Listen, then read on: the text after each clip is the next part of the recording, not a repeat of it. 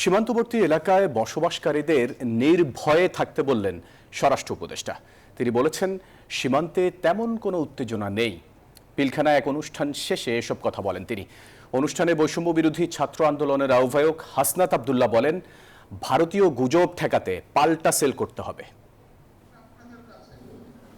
জুলাই আন্দোলনে আহত ব্যক্তিদের পুনর্বাসন করতে বিজিবির এই উদ্যোগ। বর্ডার গার্ড বাংলাদেশ বিজিবি হাসপাতালে চিকিৎসাধীন ৪২ জনের মধ্যে ৭ জনকে পুনর্বাসন করা হয় এদিন। নগদ অর্থসহ তাদের হাতে তুলে দেওয়া হয় অটোরিকশা।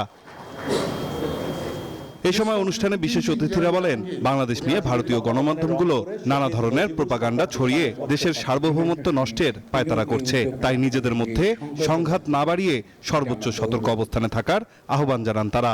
বিক্ষিপ্ত বিচ্ছিন্ন করে ফেলে আমাদেরকে বিরুদ্ধে যে আমাদের যে সার্বভৌমত্ব, আমাদের যে এই দেশে জনগণের মধ্যে তাদের যে ঐক্য, এটাকে যেন কোনোভাবে ভঙ্গ করতে না পারে।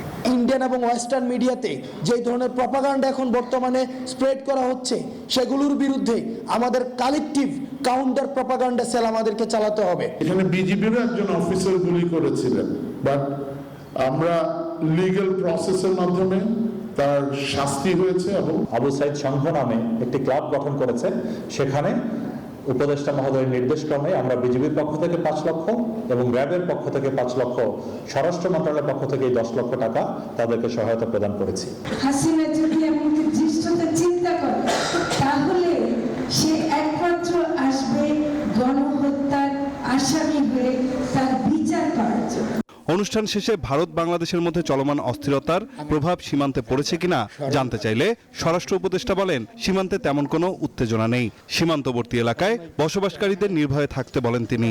বিজিবি সব ধরনের কাজই করবে, আভ্যন্তরীণও কাজ করবে এবং বর্ডারও কাজ করবে। বিএসএফ এর থেকে কোনো ধরনের উত্তেজনা বা অন্যরকম কোনো কিছু ওটার প্রতিকার করবে হলো বিজিবি। সীমান্তের পাশাপাশি রাজধানীর নিরাপত্তায় বিজিবি কাজ করবে বলেও জানান স্বরাষ্ট্র উপদেষ্টা। ওই রকমই 9 আলজিকো, নিউজ 24, ঢাকা।